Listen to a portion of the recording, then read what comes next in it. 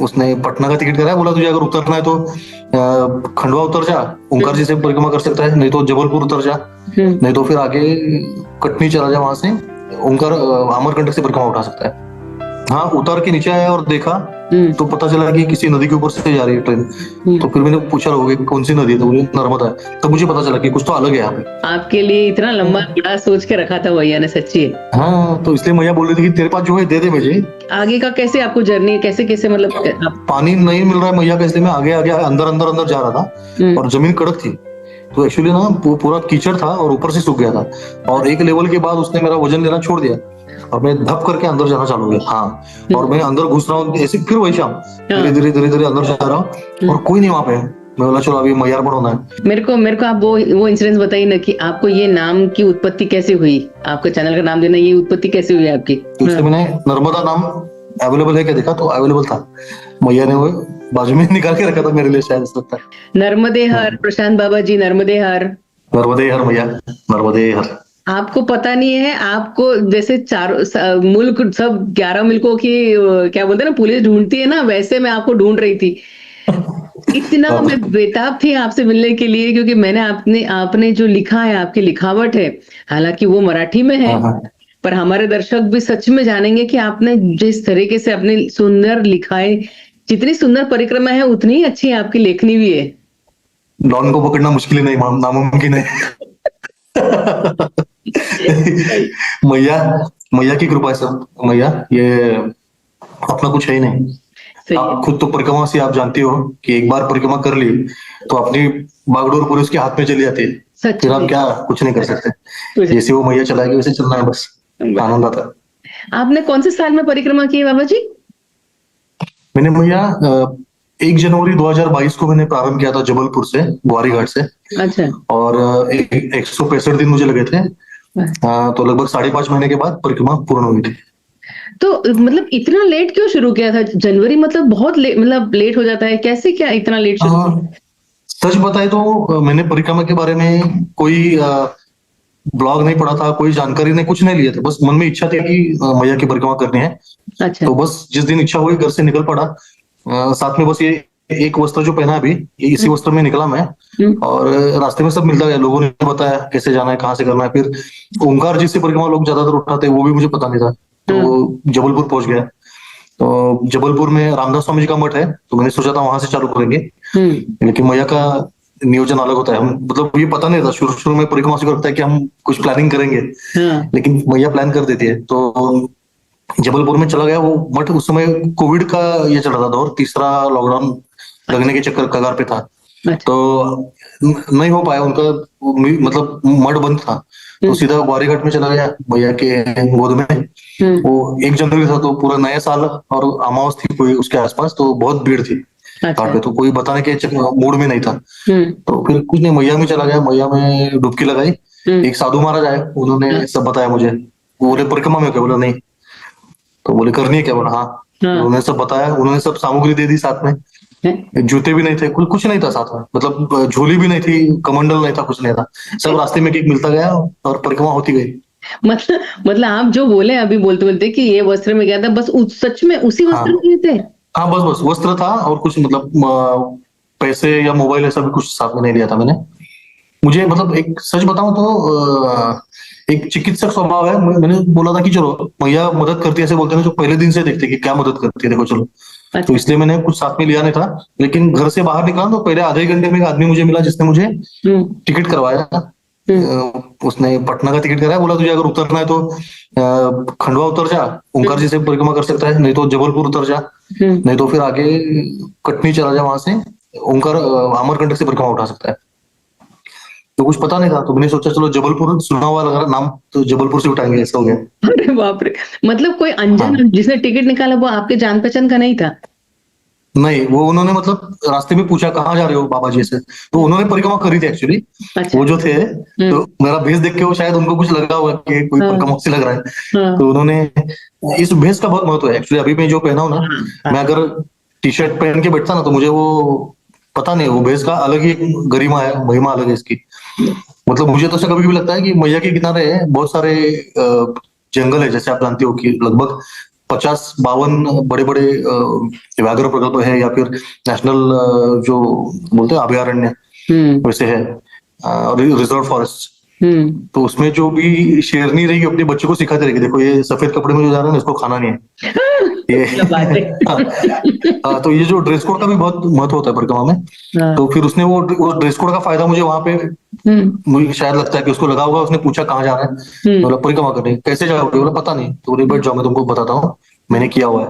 उनकी हालांकि पूर्ण नहीं हुई थी, लेकिन उनकी इच्छा थी कि कभी पूर्ण करूँ, तो उन्होंने भेज दिया मुझे टिकट। ये तो मतलब अद्भुत है। मतलब जो लोग सालों साल प्लान करते, किताबें पढ़ते, ये सुनते वो सुनते, और आप अचानक एक दिन उठ के निकल पड़ते, कैसे? ये तो अद्भुत है। हाँ, इच्छा तो बहुत सालों से थी, लेकिन आदमी नहीं बंधा रहता है कुछ कुछ बंधनों में। लेकिन एक समय से आ गया था, जैसे कोविड चल रहा था ना, तो समय मिल रहा था सबको। तो मैं सोच रहा था कि अभी ये तीसरा लॉकडाउन लग ही जाएगा, लगने के मतलब चांसेस थे उस समय। तो मैं सोचा चलो अभी ये तीसरा लॉकडाउन अपन घर में बैठेंगे नहीं, परिक्रमा करके आएंगे। तो ये सोच के उस समय मैंने उठाया था। और मतलब जिस दिन मेरी इच्छा हुई थी, एक्चुअली हुआ ये था कि एक नागपुर और वर्धा के बीच में, वर्धा और अमरावती के बीच में एक मंदिर का काम हमारा चल रहा था। तो उस मंदिर की मूर्तियां आ रही थी, लालूजी महाराज करके संत है वहां के बहुत बड़े, तो उनका जन्मस्थली का मंदिर हम बना रहे थे। तो उसकी मूर्ति जयपुर से हमने मंगाई थी। तो मूर्तियों को लेके आने वाला जो ट्रक था, उसको एक्सीडेंट हो गया बैतूल के आसपास जंगल में। तो ड्राइवर का रात को फोन आया और स्विच ऑफ हो गया कि मेरा फोन, ट्रक पुल से गिर रहा है, आप जल्दी आ जाओ। तो हम फटाक से चले गए, 2-4 गाड़ी ट्रक लेके। तो वो मिल गया उसका, लेकिन वो मूर्तियां भी बच गई थी। लेकिन वो सब लेके आ रहे थे तो बहुत थक गए थे हम, रात भर हमने गाड़ी चलाई थी। तो वहां पे माई का पुल पड़ता है नर्मदापुरम में, होशंगाबाद। तो वहां पे मैं बोला थोड़ा रुकते यार, थोड़ा दर्शन करते मैया का। और पुल पे मैं खड़ा था, तो पहली बार मैंने परिक्रमा के बारे में सुना बहुत है, पढ़ा बहुत है, लेकिन मतलब पुस्तक पढ़ी थी मैंने जगन्नाथ गुट्टे जी की, अवधूतानंद महाराज, बाद में जिन्होंने संन्यास लिया। तो वो जब 3 परिक्रमा से मैंने खुद आते हुए देखे अपनी आंखों से, तो मुझे अलग ही कुछ ऐसा एहसास हुआ कि अरे हम इतना बोलते पढ़ते हैं, लेकिन स्वयं एक परिक्रमासी को देखना आंखों से, और वो भी मैया के किनारे, तो देख के पता नहीं एकदम ऐसा वैराग सा जाग गया। बोला नहीं, अरे मैं मैया को उसी समय बोला, हिंदी में ही बोला, मेरे को अभी भी याद है। मैंने बोला मैया सबको बुलाती, मुझे कब बुलाएगी? अच्छा। तो फिर ऐसा मैं बोला था, और उसके बाद हम गए, वो मूर्ति की प्राण प्रतिष्ठा हो गई, और 10वें दिन में परिक्रमा में था। बिल्कुल, मतलब बहुत कम समय में परिक्रमा का योग आ गया। मतलब वो जो माई की वेटिंग लिस्ट है बोलते हैं ना, तो उसमें टॉप पे हो गया, वाइल्ड कार्ड मिल गया, और वो परिक्रमा उठ गए अपनी। ऐसा सही बात है। मेरा तो हमेशा यही मानना है कि मैया है ना, हर साल एक डायरी लिखती है, उसमें सबके नाम लिखती है। जिस साल आपका नाम लिख दिया, तो उसका आपको कोई पासपोर्ट नहीं, वीजा नहीं, आपको जाना है, आपको जाना ही है वो सब। और वो सब चीजें भी इतने प्रॉपर चैनलाइज कर देती है ना कि कोई संजोग बन जाता है बराबर। हाँ, मतलब आपको अड़चन आती ही नहीं, क्योंकि सबकी सेटिंग ऐसे कहते हैं, घर की परमिशन लेना, तो घर वाले भी हाँ बोल देते उस समय, ऐसे भले 2 दिन नहीं भेजेंगे मायके, पर उस समय वो सेटिंग ही कर देती मैया का। ये सब योजन है। चलो बहुत अच्छा है। पर आप ऐसे परिक्रमा में जब पूरे इसमें निकले, तो तब मैया से एक जो होता है ना लगाव होना, और एक जो होता है मैया से प्यार होना, वो कन्वर्जन कब आया आपका? सच बताओ तो मैया का जो पहली बार दर्शन मैंने किया था, भरूच के पुल से जब आ रहा था, तो ट्रेन से मैं कहीं जा रहा था, बड़ौदा जा रहा था।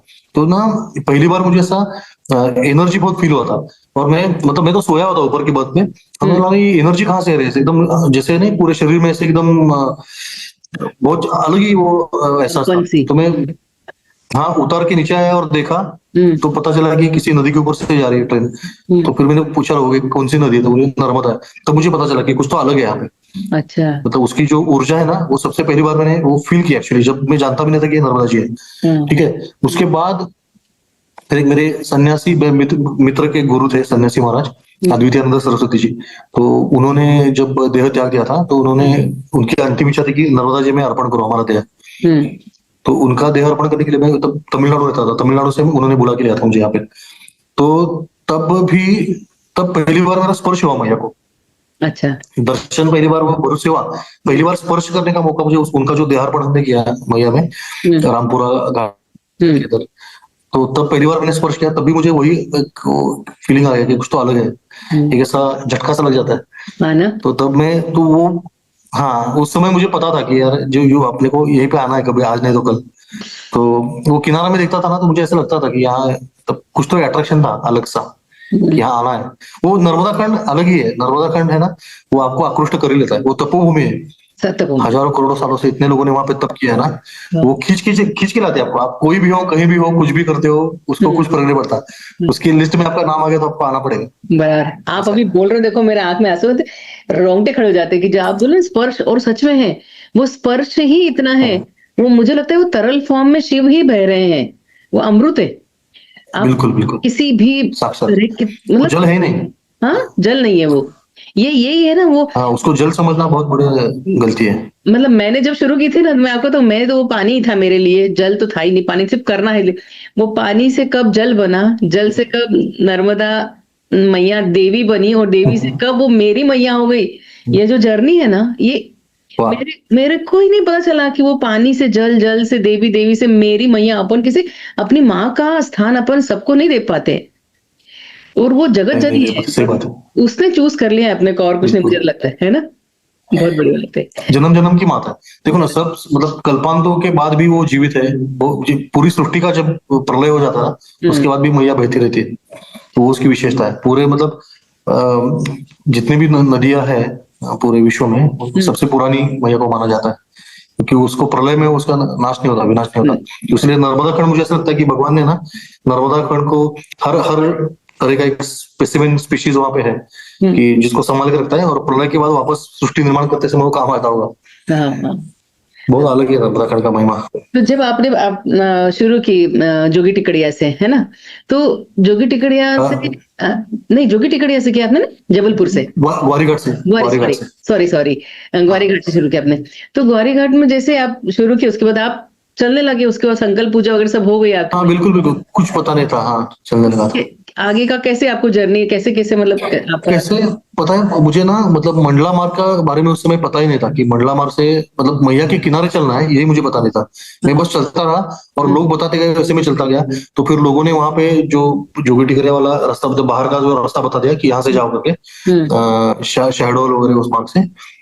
तो वो कटंगी और वो सब मार्ग से गया मैं। लेकिन जब गया, एक छोटी, एक्चुअली छोटी कन्या थी वहां पे, उसने मुझे बोला था कि यहाँ से जा।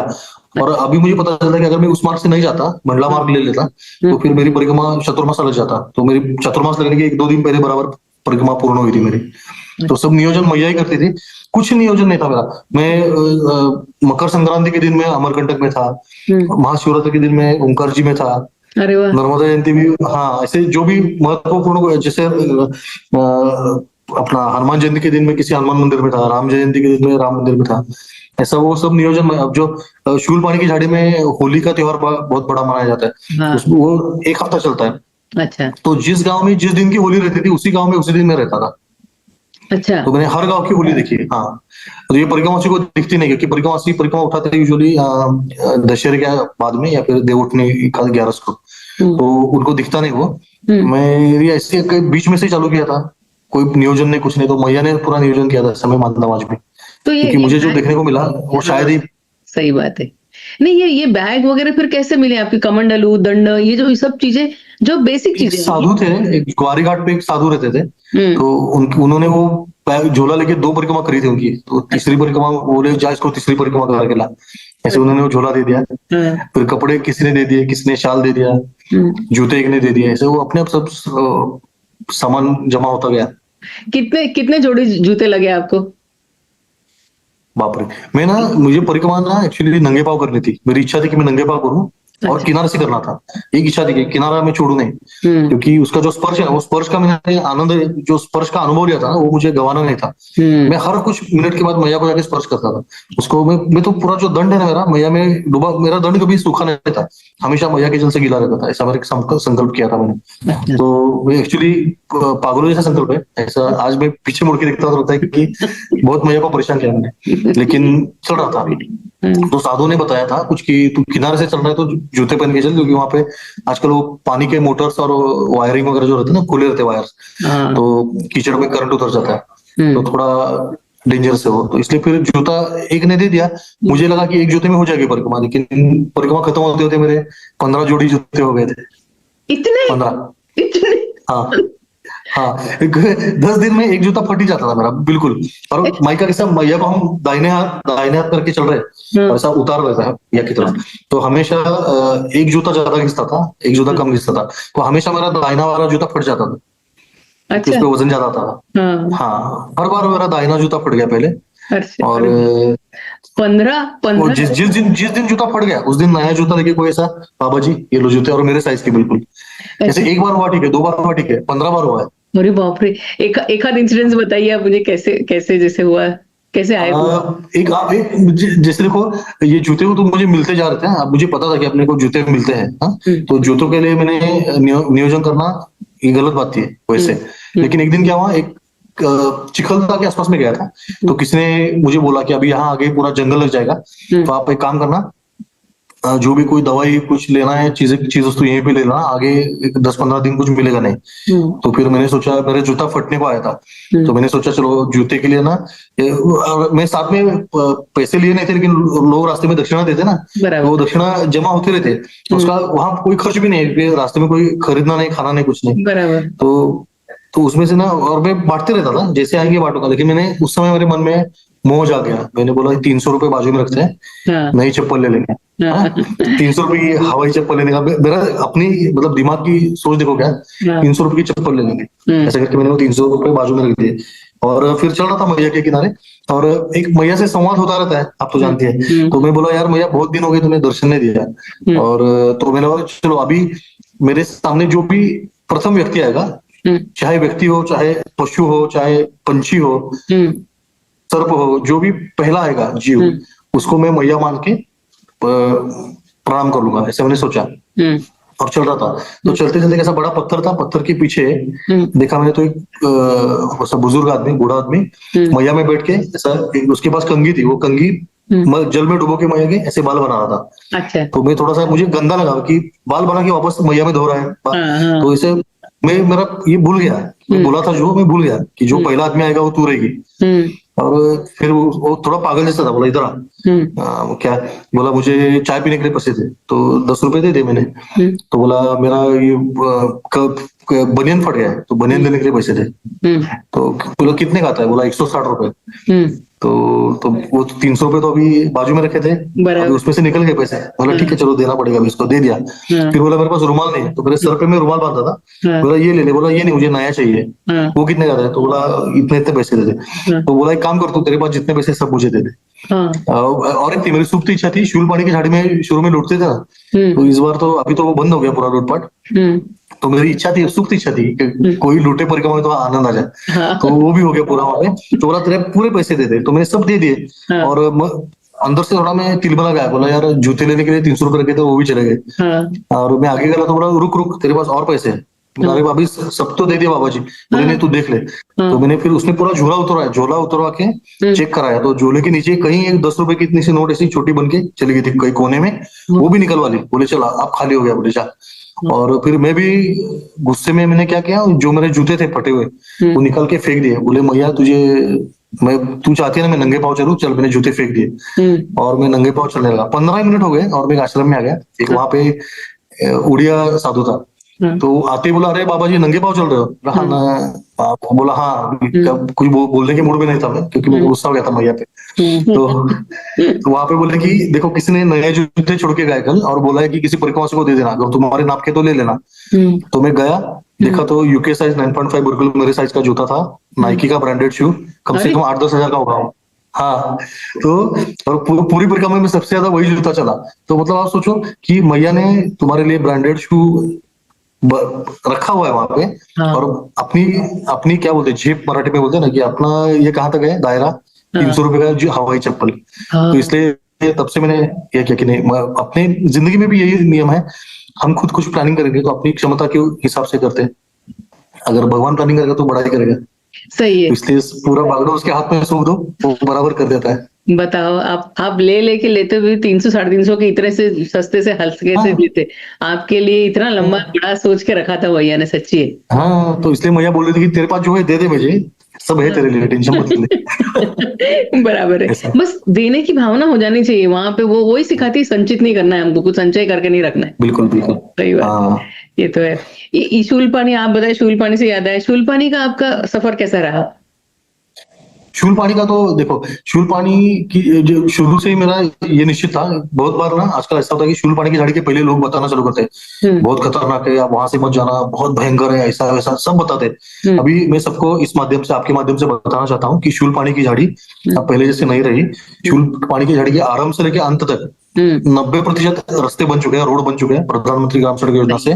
तो काफी जगह पे आपको रोडी रोड चलना पड़ता है, अच्छा रोड बना है। उसके बाद कहीं कहीं पे आपको एक दो पहाड़ियां चढ़ना उतरना पड़ सकता है, लेकिन उसमें शॉर्टकट भी मिल जाएंगे आपको। लेकिन मतलब वो भी इतना मुश्किल नहीं हो जाता है। जगह जगह पे अभी आश्रम बने हुए हैं, बहुत दुर्गम भाग है वो, वहां पे आज भी बिजली नहीं है, आज भी वहां पे मोबाइल का नेटवर्क नहीं है, और ये लोग फिर भी इतने कठिन परिस्थिति के बावजूद इतनी अच्छी सेवा देते हैं। शूलपाणी की झाड़ी का सेवा बहुत कठिन है। तो आपको शूलपाणी की झाड़ी से ही जाना चाहिए, ऐसा मैं आपको सबको निवेदन कर रहा हूँ। क्योंकि बाहर से जो रोड है ना, जो बाहर से जो जाते हैं प्रकाशा और इस मार्ग प्रकाश मार्ग से, हाँ। उसमें आनंद नहीं आता, क्योंकि आपको, आप मैया से जितना दूर जाओगे ना, उतना परिक्रमा का आनंद कम होता जाता है। सिंपल सा वो मैथमेटिकल इक्वेशन है, जितना दूर जाओगे उतना आनंद कम होगा, कम होगा। मुझे सिर्फ घोंगसा में थोड़ा सा ये लगा था, घोंगसा में वो जो नाव के लिए आना पड़ता है ना, वो इतना मतलब स्टिक उतरने के लिए। हाँ, वो एक्चुअली ना उतरने का एक तकनीक है, वो आदिवासी लोग सिखाते हैं आपको, अगर पूछेंगे तो। आप जब भी उतरना है तो आप एड़ी केबल उतरना है, एड़ी पे फोर्स दोगे तो आप फिसलते नहीं हो, और जब भी चढ़ना है तो आपको अपने जो आगे के जो टोज है उसके ऊपर चढ़ना है। वो इतना सिंपल टेक्निक है।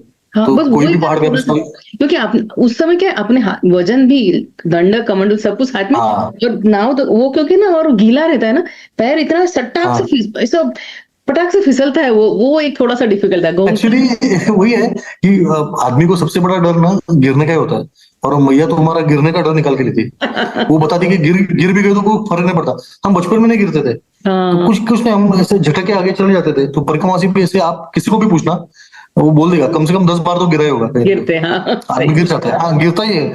और पता चला, जब जिस दिन आपको पता चला कि गिरने से कुछ फर्क नहीं पड़ता, आप उठ के वापस चल सकते हो। तो परिक्रमा वही तो सिखाती है, बहुत गिरते रहो, चलते रहो। बस लाइफ का आपने बहुत बड़ा लेसन दिया, ये गिरने से ही आदमी, सही बात है, अभी ये बहुत बड़ा लेसन दिया आपने, सच्ची। गिरते हैं तभी तो सीखते हैं चलना, सच्ची है। ये ऐसा मैं तो बहुत बार गिरा, बहुत बार। हाँ, कहाँ 15-15 फुट गिरा हूँ मैं तो रास्ता ही ऐसा चुना था कि वहां पे रास्ता नहीं रहता था। जैसे अभी मैया को ना बहुत सारे नदी नाले आके मिलते हैं, 999 नदी आके मिलती है मैया को, ऐसे बोलते हैं, नर्मदा पुराण में उल्लेख है, सबके नाम है। तो ये जो नदियां है तो गहरी है, मैया को मिलते समय वो धीरे धीरे नीचे नीचे आती है ना, तो बहुत गहरी हो जाती है, तो ऐसी खाइया बन जाती है। और कभी कभी कैसा है, मैया परिक्रमा में वन स्टेप एट टाइम, एक आपका जो अगला कदम है उसी पे आपको ध्यान देना है। आपका वो ध्यान हट गया और कहीं आप दूर का सोचने लगे या आगे का सोचने लगे, खत्म, फिर मैया इधर आपको तुरंत गिरा देती है। तो ऐसा अनुभव बहुत बार मैंने किया, और लेकिन लगता नहीं है, कभी कुछ नहीं होता, बट सवार लेते वही सवार लेते। ऐसा कभी हुआ है कि आप गिरे हैं और मतलब किसी दलदल में या कहीं पे, और फिर निकलने के लिए किस तरह से मुशक्कत करनी पड़ी, कुछ मुश्किलों का सामना करना पड़ा? 2-3 एक्चुअली जिसको नियर डेथ एक्सपीरियंस बोल सकते हैं, ऐसा 3-4 बार मैंने लिया। उसमें ये दलदल में फंसने का मैंने 2-3 बार लिया है। एक इंद्रावती नाम की नदी है, हाँ, आवली घाट के बाद में, आवली घाट के बाद कोई किनारे से चलता नहीं, लेकिन मेरा ये था जुनून कि किनारे से चलूंगा, तो किनारे से चलता गया, और फिर वो आ गई इंद्रावती नदी। और वो पार करने के लिए मैं आधा घंटा वहां पे रुका, कोई नहीं आया, कोई केवट नहीं आया, कोई मछुआरा नहीं आया, कोई ग्वालिया नहीं आया। तो मैंने सोचा चलो अभी जाते हैं अपन, तो चला गया। वो थोड़ा सा उसमें था, जैसे ये क्विक सैंड जैसे बोलते हैं ना, पूरा कीचड़ था अंदर, और अंदर जाते जाते जाते मैं इतना बुरी तरह से नीचे नीचे नीचे जाने लगा, तो जल का स्तर धीरे धीरे धीरे से बढ़ के ऐसे ऐसे करके नाक तक आया, और मेरा पूरा झोला तो डूब भीग गया था। फिर मैंने दंड ऐसा डाल के देखा नीचे, तो दंड नीचे नीचे जा रहा था, मतलब और भी नीचे था वो। तो मुझे लगा भी मैं मर जाऊंगा। तो जब यहाँ तक पानी आया, तब तक मैं खुद की कोशिश कर रहा था, और जब पानी यहाँ आया तो मैया की याद आई, तो नर्मदे हर करके ऐसा करके नर्मदे हर बोला। तो जैसे मैं चिल्लाया ना, सामने वाले पहाड़ पे एक छोटा बच्चा मुझे दिखा, और वो मुझे इशारा कर रहा है कि इस तरफ जाओ। अब इस तरफ तो मैया है, तो और गहरा होगा, ऐसा सोच यहाँ और गहरा होगा। तो वो ऊपर से बोल रहा ना, अभी पानी यहाँ तक आया तो उसका सुनना ही पड़ता है। मैंने तुरंत ऐसा पैर अंदर से ऐसे ऐसे ऐसे करके, तो मुझे थोड़ा जमीन से सड़क गया, तो मैंने थोड़ा ऊपर आ गया। फिर वो बोला इधर आ जाओ, तो ऊपर से मुझे बता रहा है बच्चा, और मैं उसके हिसाब से आ रहा हूँ, और फिर ऐसे करके उसने मुझे पार कराया। फिर मैं जाके उसके पैर पकड़े, बाबा कहाँ से आए? तो बोला अरे मैं बाबा जी वहां पे मेरी गैया चरा रहा था, उसकी गाय जो सबसे शांत है वो अचानक दौड़ पड़ी और वो उसको संगम पे लेके आए। वो गाय के पीछे वो दोनों भाई दौड़ के आए थे और फिर उनको ऊपर से वो नीचे का रेत का टीले दिख रहे थे, तो इसलिए वो बता पाया। मैं पानी में था, मुझे दिख नहीं रहा था, मुझे सब सफेद दिख रहा था, उसको ऊपर से वो देख रहा था रेत और ये, तो उसने मुझे वो मार्ग दिखाया वहां पे। और एक बार भरूच के इधर मैं ऐसे ही जा रहा था, मैं अकेले चलता था, तो कोई साथ में अगर चले तो मैं विनती करता था कि आप मुझे अकेले में चलने का आनंद लेना है तो आप या तो आगे चलो, नहीं तो हमें पीछे रहता ऐसा कुछ। तो एक तुकाराम सुरवसी करके परिक्रमासी थे मेरे साथ भीड़ के, तो उन्होंने अभी तो भारत भ्रमण भी पूरा कर लिया, बहुत तो वो साधु ही बन गया आदमी। अच्छा। तो वो थे, तो मैं उनको, वो ना बहुत झगड़ा करते थे, तो मैंने उनको बोला कि आप मेरे साथ मत चलना, मैं अकेले चलने वाला हूँ। बोले ठीक है चल। और झगड़ा था लेकिन प्रेम भी था, मतलब वो प्रेम आज भी मुझसे बहुत प्रेम करते, लेकिन उस समय ना उनका वो स्वभाव था कि उनकी किसी से जमती नहीं थी और मेरे से जमती थी, इसलिए वो मेरे साथ चलते थे। किसी और के साथ चलेंगे ना तो उनके झगड़े होते थे। तो फिर वो मुझे बोले चल साथ में चलते, बोले नहीं नहीं नहीं अकेले, मैं अकेला चलूंगा। और फिर बोले चल ठीक है, तो मैं आगे चला गया और वो पीछे से आते होंगे पता नहीं, तो मैं किनारे से चल रहा था। और किनारा किनारा मतलब ऐसा है, देखो अभी यहाँ पे मैया तो बहुत अच्छी तरह से बहती है, समुद्र की इधर वो बहुत बड़ी हो जाती है। मतलब अमरकंटक के इधर जो मतलब अपने अंगूठे की या मात्र की धारा जो है, तो वहां जाते जाते लगभग कितना 60-65 किलोमीटर का वो विस्तार है उसका, भरूच के इधर। तो फिर वो पानी नहीं मिल रहा है मैया का, इसलिए मैं आगे आगे अंदर अंदर अंदर जा रहा था और जमीन कड़क थी, तो एक्चुअली ना वो पूरा कीचड़ था और ऊपर से सूख गया था। और एक लेवल के बाद उसने मेरा वजन लेना छोड़ दिया और मैं धप करके अंदर जाना चालू किया। हाँ, और मैं अंदर घुस रहा हूँ ऐसे, फिर वही शाम धीरे धीरे धीरे धीरे अंदर जा रहा हूँ और कोई नहीं वहां पे। मैं बोला चलो अभी मैयार बढ़ाना है। और इतने में वो तुकाराम सुरवसी मुझे दिखे जाते हैं, तो मैं उनको आवाज दे रहा हूँ, अरे तुकाराम तुकाराम जी। तो बोले हाँ हाँ मैं जा रहा हूँ, मैं नहीं आ रहा हूँ तुम्हारे इधर। बोला अरे नहीं इधर आ जाओ। तो बोले कि नहीं नहीं नहीं मैं जा रहा हूँ। बोला अरे यार अब तो मर गए। बोले अरे क्यों इनको बोला मैं? तो फिर मैं नर्मदे हर पुकारने लगा। तो फिर वो जान गया नर्मदे हर पुकार रहे मतलब कुछ तो संकट में है। तो फिर वो बोले क्या हुआ? बोला आ जाओ, मैं मेरा प्रणाम बोल देना घर में, सबको बोला। तो जब समझ गए फिर आ गए वो। बोला ज्यादा आगे मत तो आप भी फंस जाओगे। फिर वो दूर खड़े रहे, उनके दंड से वो हट्टे कट्टे थे, उन्होंने खींच के वापस मुझे ले लिया बाहर। वो आज भी सबको बताते हैं, मैं नहीं जाता तो ये मर जाता वहां पे ऐसे। उन्होंने देखा है मैं क्या स्थिति में, पूरा कमर तक मैं कीचड़ में फंस गया था और नीचे नीचे जा रहा था। वो सच में अगर वो नहीं आते ना तो मुश्किल था, पर प्रशांत बाबा भैया ने भेज दिया। ऐसे कभी फिर इतना एक बार इंसिडेंस हो गया, 2 बार हो गया, चलो मैया ने तो बचा लिया, मैया का काम ही था। ऐसा कभी आपको लगा नहीं कि मैं क्यों इतना मतलब क्या हाँ मतलब वो कैसा ना, देखो माता के बच्चे होते अलग अलग, अलग अलग बच्चे का अलग अलग स्वभाव होता है। अब ये बच्चा ऐसा था कि बस मैया को तंग ही कर रहा है। क्या मतलब मुझे ऐसा देखो अभी उस समय मुझे पता नहीं था ना, मुझे क्या मेरा भाव क्या है, जैसे छोटा बच्चा होता है वो क्या सोचता है कि नहीं मैं कुछ अच्छा काम कर रहा हूँ, लेकिन उसको पता नहीं होता कि वो बड़ा काम बिगाड़ रहा है। तो उस तरह से मुझे लगता था कि चलो मैं मैया के किनारे मतलब मैया के पास जा रहा हूँ। अब मुझे वहां पे कीचड़ है मुझे पता नहीं था, दलदल है मुझे पता नहीं था ना। वैसे एक बार एक घेरा करके नदी है, वहां से मैं जा रहा था, वो बरमान घाट के आगे है थोड़ी और जबलपुर के पहले। तो वहां पे भी ऐसा हुआ, तो वहां पार करने के लिए कोई नहीं था, नाव था उस तट पे था। तो मैं तैर के चला गया, नाव लेके वापस आया। फिर उसमें मेरा सब सामान रख दिया, नाव को धक्का मारते मारते, डोंगा था छोटा, मतलब एक आदमी का नाव जो होता है ना डोंगा बोलते हैं उसको, तो ले गया और पार कर गया, सब ठीक था। अब समाज सेवा का गिरा, वो डोंगे में थोड़ा पानी था, तो मैंने सोचा वो पानी निकाल दो पूरा, क्योंकि जिसका डोंगा उसको अच्छा लगे। तो मैं वो पानी निकालने लगा, तो पानी निकालते निकालते वो डोंगा पलटी हो गया और नीचे डूब गया और बहने लगा। तो मैं बोला यार ये तो मुश्किल हो गई, क्योंकि वो जो ये होते केवट लोग उनके गरीब रहते हैं, एक के पास एक ही डोंगा रहता है, उस डोंगे में पूरा वो उसका घर चलाता है, घर संसार घर गृहस्थी। तो फिर मैं अब तैरने का बड़ा शौक है, तो पानी के नीचे चला गया 10 फुट और जाके वो डोंगा खींच रहा हूँ। तो डोंगा तो मेरे हाथ में आ गया, लेकिन वो संगम था घेरा और मैया का, दोनों का स्पीड बहुत भयंकर था वहां पे। और मैं जब भी डोंगा मेरे पकड़ में आ गया तब पता चला कि मेरी पाँव मछुआरों के जो जाले रहते ना, वो जाले जो बह के नीचे वो फंस गए थे। तो वो जाली में मेरे पाँव फंस गया और कुछ भी जितना भी मैं कोशिश करूँ और फंसते जा रहे हैं, ऐसा हुआ। तो फिर एक क्षण में मुझे ऐसा लगा था कि अभी अपना आ गया अंतिम समय। तो लेकिन एक वहां पे बाम्बू मुझे मिला वो साइड में, वो बाम्बू को पकड़ पकड़ के मैं खींच के ऊपर आया, थोड़ा सांस लेके वापस नीचे गया और पाँव छुड़ाया, फिर डोंगा भी छुड़ाया। और जब आगे जाके थोड़ा एक वो किसान बैठा था जिसका डोंगा था, तो बोला यार वो ऐसा ऐसा हुआ, वो डोंगा मैंने पूछा, अरे वो बोला वो तो ऐसी वो खराब ही है, मैंने ऐसे ही छोड़ दिया उसको, यूज नहीं करते। बोला यार पहले बोल देते, बहा देता डोंगे को। ये बहुत ऐसे सही था। मतलब मैया, और मैया अभी आप जैसे हंस रहे हैं वैसे मैया हंस रही थी वहां पे, मैंने देखा मैया हंस रही है, हंस ले ऐसा। तो मतलब मैया भी ना देखो, मुझे ऐसा लगता है ना कि जब भी जिस भी जो उम्र होती है आदमी की, जोश वाली जो उम्र है ना, उसको जिसको भी जोश निकालने का शौक है ना, मैया के किनारे जाए, मैया बराबर निकाल लेती है जोश पूरा। हाँ हाँ, आदमी को जोश जोश वाले आदमी को होश में लाती है वो। सच में ये तो बहुत गजब हुआ, मतलब जो बोला कि ये तो ऐसे ही था, इतनी मेहनत करके मैं लाया हूँ, सच्ची। 3 लोग थे, 3 उसके पास, वो तो तीनों उसने अबेंडन कर दिए थे, छोड़ दिए थे। अच्छा। और मुझे क्या लगा कि बेचारे का बचा हाँ लेंगे डोंगा अपन से, इसलिए मैं तो नीचे जाके उसको बड़ी मशक्कत करके लाया ऊपर। हाँ, नहीं ये तो सही है एकदम, बहुत ही बढ़िया आपके साथ हुआ। बाबा जी, मुझे आपसे एक बात और पूछनी, कि जो लोग इतना समझते हैं कि नर्मदा परिक्रमा बहुत कठिन होती है, आप उनको क्या कहना चाहेंगे कि परिक्रमा सच में इतनी डिफिकल्ट होती है? आ, मुझे लगता है इसे एकदम मतलब मन से लगता है कि जो भी आदमी एक कदम चल सकता है ना, एक कदम, ऐसा कोई भी आदमी परिक्रमा कर सकता है। अरे क्योंकि परिक्रमा में, हाँ परिक्रमा में आपको एक एक ही कदम चलना है, एक कदम चलना है, उसके बाद अगर जीवित रहे तो और एक कदम चलना है, बच गए तो और एक कदम चलना है, क्या अच्छा लगे बात। तो और एक कदम चलना है। तो परिक्रमा एक कदम की होती है, one step at a time. अगर आप एक कदम चल पा रहे हो तो आप परिक्रमा कर सकते हैं। आप फिर चलते चलते मैया आपको चलाएगी, अगर एक भी कदम नहीं चल पा रहे आदमी तो बात अलग है। हाँ लेकिन अगर आप चल पाते हो तो क्या है, तो परिक्रमा आराम से, इतना भी कठिन नहीं है परिक्रमा के। बहुत से आज के मतलब आज के तारीख में परिक्रमा जितनी आसान है हाँ उतनी शायद कभी नहीं थी। हर जगह पे रास्ते बन गए हैं, हर जगह पे सेवा इतनी मिलती है, हर जगह पे आश्रम है, हम्म, रहने की व्यवस्था है, खान पान की व्यवस्था है।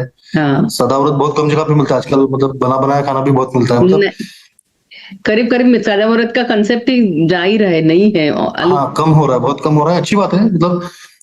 तो मतलब परिक्रमा कठिन नहीं है, जितने आपको लगती है ना उतनी कठिन नहीं है। ऐसा है, वही तो आदमी को ना मन से डर रहता है कि आगे का क्या होगा, मतलब अनिश्चितता जो है ना, हम्म, उसके डर से आदमी आधा खत्म हो जाता है। तो परिक्रमा में आपको कुछ सोचना नहीं, बस चलना है। परिक्रमा वही तो सिखाती है कि आप चलते रहो, बस सब हो हाँ जाती है व्यवस्था। सही है। मतलब अरे, बिल्कुल मेरे को ये लगता है कि उसके ऊपर छोड़ दो भार अपना, और आप सिर्फ चलने का काम हाँ, करो, है ना? बिल्कुल, बस सही चलते रहो। है, बस। ऐसे मैंने बहुत से लोग देखे जिनके डायबिटीज थे, उन्होंने मतलब डायबिटीज जिनका 400 तक शुगर जाता था, वो मतलब इंसुलिन लेते लेते चल रहे थे। मेरे साथ थे वो, एक अच्छा। पुणे के थे, बनकर का। हम्म उन्होंने मेरे सामने इंजेक्शन तोड़ के फेंक दिए। बोले क्या हुआ, देखो मैया देखेगी, और कुछ नहीं हुआ। मैं उनके साथ 4 दिन चला, थोड़ा हम्म, मुझे ऐसा डर था कि कुछ हो ना जाए उनको, कि हाँ अगर मेडिकल इमरजेंसी हो जाए, तो इसलिए मैं उनके साथ आगे पीछे चलता था। कुछ नहीं हुआ उनको, एकदम ठीक हो गए, उनकी शुगर पूरी चली गई हम्म, इसमें। जिनका 15 दिन पहले ओपन हार्ट सर्जरी हुआ था, ऐसे कहे थे, मुझे मिले थे।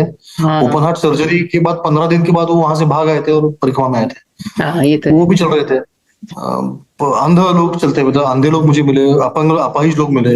हम्म, मैंने ऐसा अब देखा। दंडोत परिक्रमा करते हैं, कैंसर दंडोत परिक्रमा करते पेशेंट, हैं कुछ लोग। कैंसर पेशेंट वाले हैं हमारे नासिक के, उनको कैंसर हाँ मतलब यूट्रस निकाला है, और 15 दिन के अंदर उन्होंने मतलब अब तो अपन लाइफ बाप रे। ही कैंसर हो गया मतलब सोच देते हैं, और वो तो निकल के हो भी गई, परिक्रमा भी हो गई, मतलब हाँ, सच में कुछ कुछ है ऐसी। एक ना शरीर शरीर शुद्धि होती है परिक्रमा में। आप अच्छा खाना खाते हो, स्वच्छ हवा में चलते हो, ऑक्सीजन ज्यादा लेते हो, पूरी खेती है, जंगल है सब, हम्म मैया का किनारा है, स्वच्छ जल है। हम्म तो आदमी का ना चलते कष्ट होते हैं। हम्म, तो आपका जो शरीर का बिगड़ चुका जो है ना मेटाबॉलिज्म साइकिल, उसको रिसेट कर देती है मैया एक प्रकार से, हाँ, और आदमी वापस फिट हो जाता है। मेरा 27 किलो वजन कम हुआ था परिक्रमा में, आप बाप रे। सोचिए। वो हाँ, फिर से बढ़ गया क्या कि नहीं? वो एक्चुअली बढ़ने का कारण अलग हो गया। मैं जैसे अभी यहाँ बता ही देता हूँ, सबको पता होना चाहिए कि हम्म मैया में किनारे पे बैठ के स्नान करना चाहिए, ऐसा नियम है। अब हम्म मेरी परिक्रमा पूर्ण हो गई। हम्म, अब और एक बात है, मुझे एक साधु ने पता था कि परिक्रमा पूर्ण हुई कभी नहीं बोलने का, परिक्रमा अविरत है, अविरत परिक्रमा चलती है। वो बोले कि पहले आप मैया की परिक्रमा करती हो, और उसके बाद जिंदगी भर मैया आपकी परिक्रमा करती है, मतलब मैया आपके आजू बाजू में रहेगी। तो इसलिए आपको ऐसे कभी बोलना नहीं कि परिक्रमा पूर्ण हो गई। तो अच्छा। मैं इस भाव में था कि मतलब दोस्त हम जा रहे थे उज्जैन, तो मैया में स्नान करने के लिए गए महेश्वर घाट। हम्म तो वो कूद रहे थे सब मैया में। तो हम्म मैं तो किनारे पे बैठ के स्नान कर रहा था। तो हम्म बोले अरे हो गया अभी परिक्रमा, कूद जा। बोला नहीं, कूदना नहीं चाहिए। हम्म तो बोले कि चलो आपको वीडियो लेना है, उनको रील बनानी थी। तो बोला चलो एक एक तो छलांग लगा सकते हैं। हम्म ऐसा सोच के मैंने एक छलांग लगाई, और जैसे मैंने छलांग लगाई मैया में, हम्म, तो मेरी रीढ़ की हड्डी का जो आखिरी नोक होता है, उसको कॉक्सिक्स बोलते हैं, वो हड्डी टूट गई पूरी बुरी तरह से।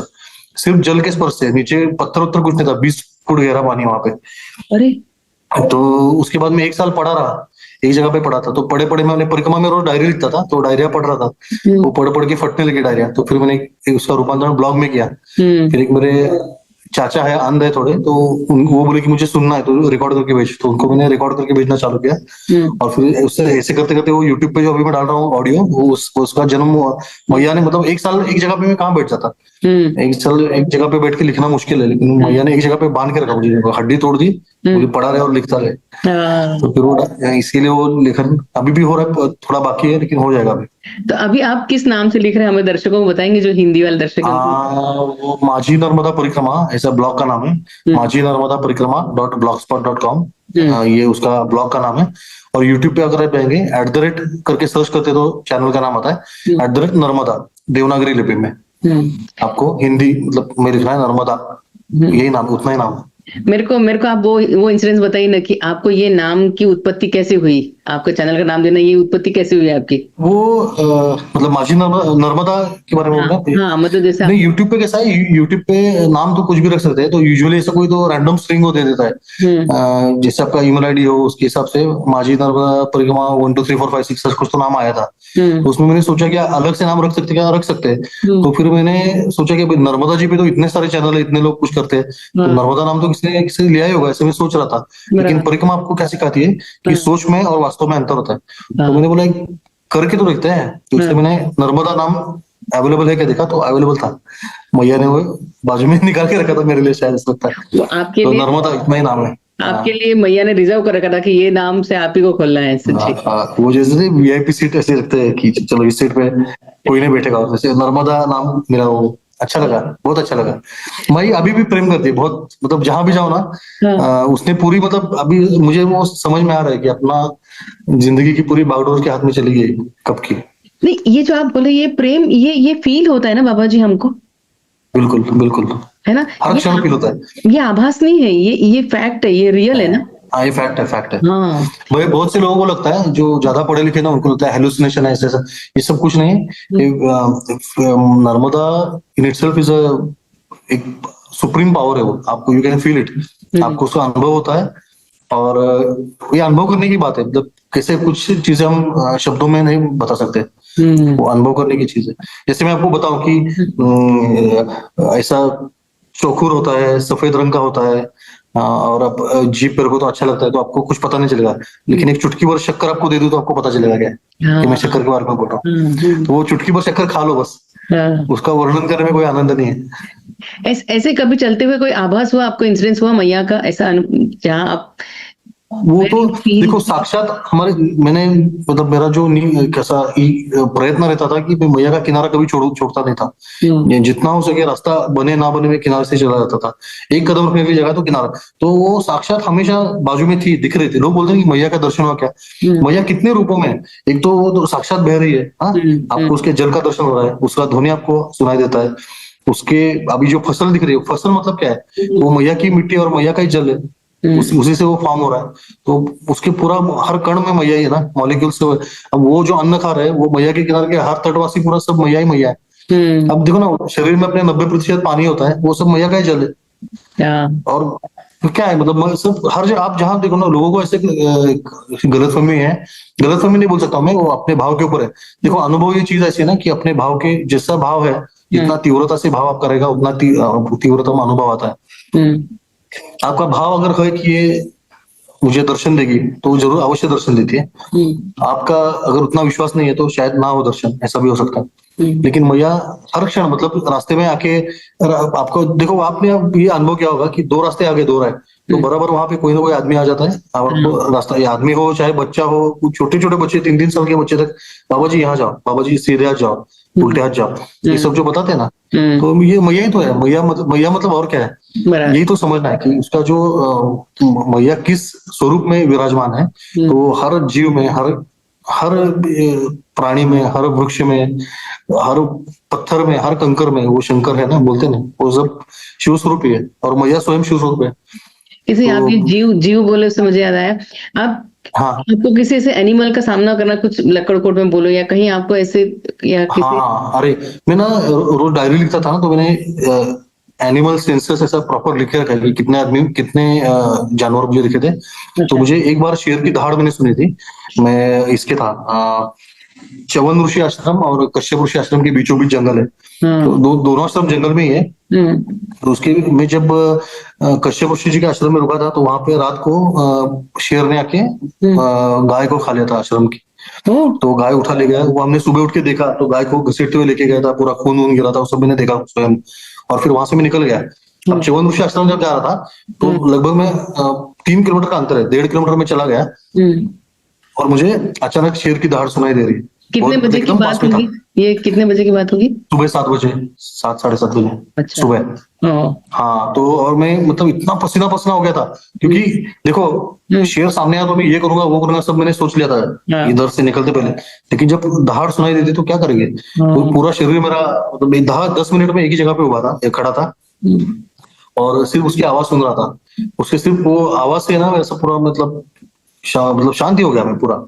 तो 10 मिनट में खड़ा था एक जगह पे, आगे जाऊं तो भी जंगल है, पीछे जाऊं तो भी जंगल है, यहाँ वहां सब जंगल है, कहाँ जाऊं? तो उससे अच्छा एक जगह पे खड़े रहो, हिलाना बिल्कुल।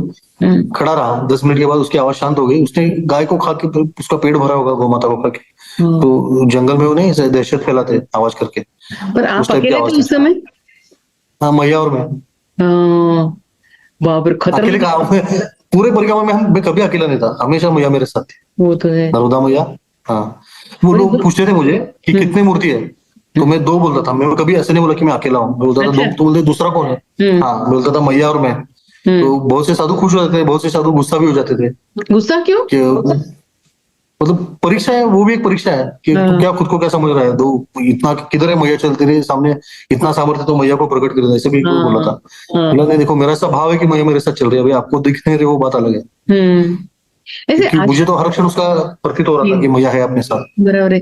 आश्रम में कभी कभी ऐसा हुआ है आपके साथ, जब किसी ने आपके साथ ऐसा कुछ डांट दिया हो आपको या समझा दिया, ऐसा कुछ हुआ ऐसे महंत लोगों के थ्रू ऐसे?